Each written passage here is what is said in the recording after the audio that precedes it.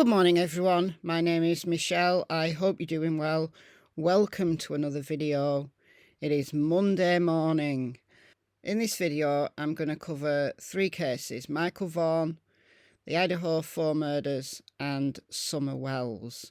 The reason why I'm putting all three together in one video is that there's a common thread potentially between them all. Obviously very different cases, but for the purposes of this video, was there stalking involved in all of these cases? In terms of Michael Vaughan's case, Brandi Neal, Michael's mother, did an interview on Level-Headed's channel last night my time, which I thought was a really good interview. Please do go and watch it. I'll leave a link to it in the description box. There was a few technical issues at the beginning of the interview, but bear with it, because it turns out to be a good one with some decent information in there. Level-Headed asked Brandi whether she knew Adrian Lucien, Brandon Shirtliff and the Wanderers, and she said no, she'd never heard of them before, she didn't know them at all. The question I've got niggling in my brain is that the Wanderers' home, 1102 Red Wing Street, was only half a mile away from Michael's home. And the interview that Jonathan Lee Riches did with Brandon Shirtliff, Jonathan asked him to go through what he was doing the day that Michael disappeared. And he gave a very long-winded explanation of what he was doing. He was with Adrian and Sarah, and Stacey Wanderer, Sarah's husband, was at home. I've got a concern that these four people, Stacey, Sarah, Brandon and Adrian, all of whom law enforcement have reason to believe they're all involved or have knowledge of what happened to Michael Vaughan. So was this purely an opportunistic crime, a stranger abduction, assuming that law enforcement are correct that it's the Wanderers, Brandon and Adrian that are involved and have knowledge of Michael's abduction? Was it purely an opportunistic crime? Or my niggle is that had Michael been seen before, had people been cruising around the neighbourhood looking for small children, did they have knowledge of Michael beforehand? It's a scary thought, but I think it's worth considering, given the closeness of 1102 Red Wing Street and Michael Vaughan's house. I'm going to play you a little clip from this interview. On the year point of Michael being missing, Fruitland Police did a press conference and an update, and they released this photograph of a man who they wanted to identify. And then from early on in the investigation, there was a Honda Pilot that was cruising around the neighbourhood, and the identity of that car, who was driving that car, wasn't known for a long time. But Brandi now says that those have been identified. Listen. To my public knowledge, the walking man, the police have not released who the walking man is or the Honda Pilot yet. Correct, but believe they have established and identified, as per law enforcement, their words. Do you know where the walking man was exactly in that video, and what street or cross streets it was? It was in front of the park on 8th Street. I can't remember the direction, but coming like towards our home or walking down into the park from the top of the hill, returning onto 8th Street from Whitley. Law enforcement have also intimated that there could be more people involved in this abduction. We don't know whether the walking man or the Honda Pilot are still in play, whether there was a group of people, including walking man and the Honda Pilot, who were cruising around that night looking for children. It's a scary, scary thought, but it's one that is still in play. It's one that's still possible. And if that's the case, then there's a whole group of dangerous people out there. Is it inadvertently that Fruitland PD have happened upon a ring And if so, what other crimes have that ring committed? Scary, scary thought. Now, in the Idaho 4 case, there's been a lot of talk about whether Kaylee had a stalker. Information on that is somewhat ambiguous. There was a stalker, there wasn't a stalker. And even if Kaylee had a stalker, is that the person that committed the murders? Police released some information about a business where Kaylee had been in contact with a man, and the police, I think, are putting the stalking incident down to that particular interaction. So it's very possible that this talk about Kaylee having a stalker isn't relevant to the murders. I mean, obviously, at this stage, we've got to keep an open mind on everything, but I'm kind of thinking that law enforcement are working along the premise that the stalker incident that's had so much discussion isn't relevant to the murders. I've said right from the beginning of this investigation, just looking at the map and seeing the possibilities of somebody being able to watch that house and why that house was targeted, if someone was out there with hate on their mind, disliking students or young women that Kaylee, Maddie and Xana were exemplars of, that house could easily have been watched without anybody seeing. And I'm going to play you a clip from the interview room with Chris McDonough when Chris and his wife Karen went to the property and walked up the side of it. This is the house here. This is the road that goes up, so it's quite steep. And that goes up into the back parking lot. So let's watch as Chris and Karen walk up this road here. So Chris is walking up here. He says it's slippery, but it probably wasn't slippery on the night of the murders because the weather had got colder. And then you can see there, it's very easy to get down if you wanted to sneak round the back there to get in. It's not a long walk at all. And obviously you can drive up here because there's a car park right here. So you get a very, very good view of the house. And given this was a busy area, lots of students around, lots of people, the neighbours were used to noise and strange cars and comings and goings and visitors to the properties where students were living. There'd been 3 noise complaints to this house, 2 in September, I think 1 in August, and here's the parking lot. So nobody, I don't think, would notice if somebody was walking along here or driving up here and did this on numerous occasions to watch the house. That's my niggle, that this was an easy house to target. I mean, look, you can look down on the house just right there, and you could be sitting anywhere around here and just not be noticed. And you could have done that numerous times and no one's thought anything of it. We don't know. It's just something that I'm very aware of, that this house, these people could have been stalked, could have been watched, and them not knowing. Again, another scary thought. Before I leave the Idaho 4, I want to address the police body cam footage. Now, I've made a couple of videos talking about the body cam footage from where the officers are walking over Banfield towards Taylor Road, and you can see the apartment complex. You can see the lights from the apartment, and then you see a light that looks like it's situated on Queen Road, which is right in front of the Idaho 4 house. Is that light that you see in the background of the body cam footage, is that a car? Some people think it is and agree with me. Some creators think it is. Others think it's not. It's a flashlight.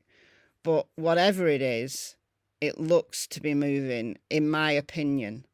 And I think it's a car. And if that's situated on Queen Road and then it moves out and goes up that small hill that Chris McDonough walked up into that parking lot, that could be just a random car. Or it could be very relevant to the murder. There's a white Hyundai Elantra, which is still being looked for by the police. They want to identify it. It's reminiscent of the Honda Pilot. You know, they don't have specific details at all other than the make and model of the vehicle.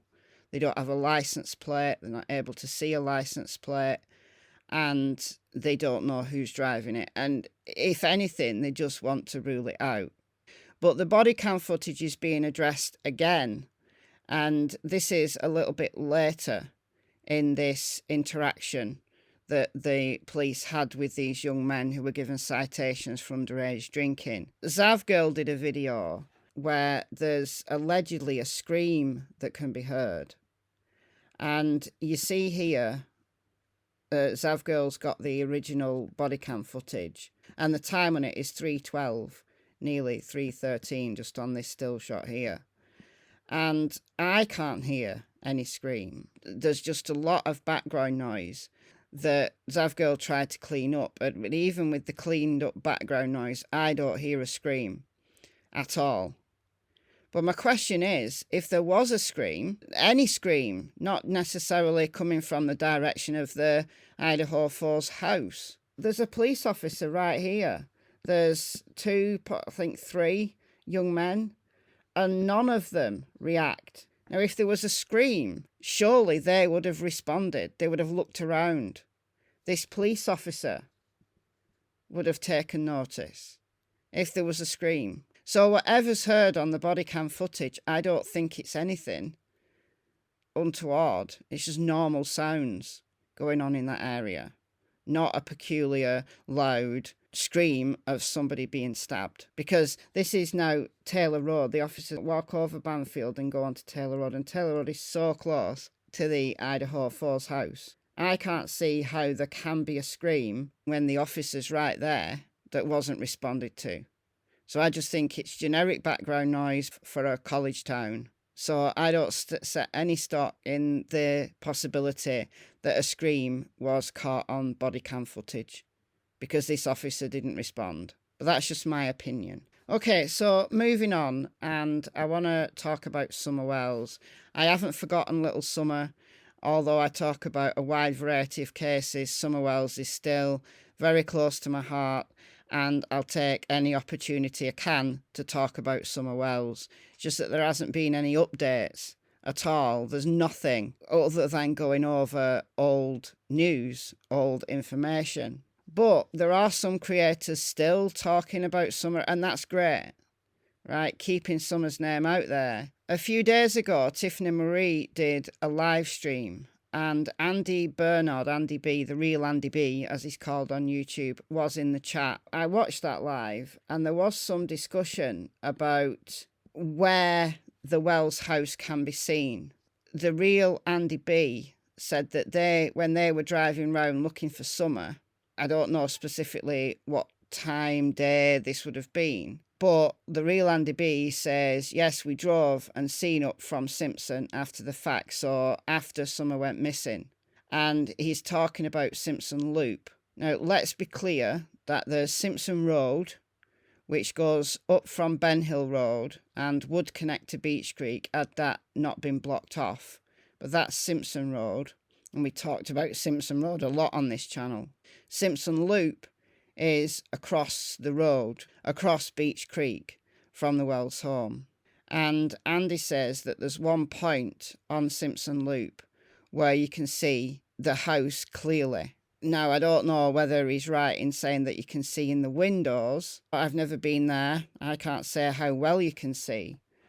But Jonathan Lee Riches, when he went to Tennessee, he drove down Simpson Loop. So this is from 8 months ago, April the 2nd, 2022.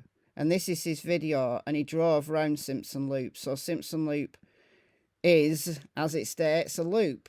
So there's 2 entrances to Simpson Loop. Jonathan drove around, and as he was coming out onto Beach Creek Road, you can clearly see the house right there. And I don't know with the naked eye whether you could see in the windows. Now, with leaves on the trees, this was in April, with leaves on the trees, obviously it would be more difficult. I think you'd still make out the house, but seen in the windows, I don't know. That house is visible from Beach Creek. It's visible from the surrounding areas because it sits on top of a hill. Now, is that relevant to Summer's disappearance? If someone was watching that house, would they have been able to sit on Simpson Loop out of the way and watch? Yeah, probably. On this channel, I've talked about possible suspects, Don Sherfy Jr., there's RSO, Frank Light, but it could be anybody. If Summer was abducted, it could be anybody watching that property, knowing that a little girl lived there. It's perfectly possible. Look what happened in Athena Strand's case. A FedEx driver, complete opportunistic abduction. He claims in his arrest affidavit that he ran her over and she wasn't seriously injured, but he panicked and then he strangled her. I mean, that's just a bizarre story. I don't think I believe that version of events, but it remains to be seen. But it could literally be anybody. It could be totally opportunistic, as was the case maybe in Michael Vaughan's case. But again, it could be more organised. And I know so many people are just stuck blaming Candice, Don and Grandma that they've just not considering any other possibility. And when I mention the possibility of abduction of Summer Wells, I always get people in my comments saying the police said that there's no evidence of abduction. But the police have said there's no evidence of anything. There's no evidence of foul play. There's no evidence of a tragic accident that the Wells covered up. Absolutely no evidence of anything. We've got the footprints, never been confirmed. Dave Rader talked about them, but never been confirmed by law enforcement. I tweeted Leslie Earhart from the TBI and never got a response about the footprints. Is that the only evidence? Is there evidence that's being held back? Maybe. Cam from Cracking Cases talked about a camp high up on a ridge on Simpson Road, not Simpson Loop, on Simpson Road. That house, the Wells house, could be seen from all around, from all directions. That house could be seen. And it could be incredibly possible that someone was watching and waiting and stalking. It's also possible it could be an Athena Strand type case where it's a completely opportunistic crime. But people are right when they say there's no evidence of an abduction. But what evidence would there be of an abduction? No evidence of foul play either. No evidence of anything. Summer Wells just vanished. You know, Summer's on my mind because I'm doing the series over on Michelle Walks called Cold Case Christmas. I don't want Summer's case to become a cold case that in a year or two's time everybody's talking about in relation to just another cold case, the thousands and thousands that are out there. This case has had so many eyes on it, but yet no answers. 18 months and there's no answers for Summer Wells. That's heartbreaking, but that's the situation in the Summer Wells case. But let me know your thoughts on all of this in the comments below. I've been Michelle, hope you're well. I'll see you in the next video. It's goodbye from Miss Tillington and Miss Cassie Springer. Bye, guys.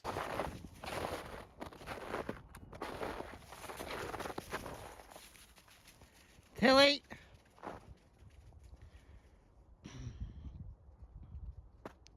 Tilly, come on, this way.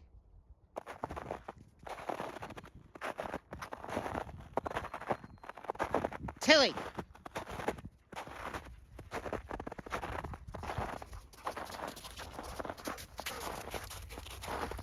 Go.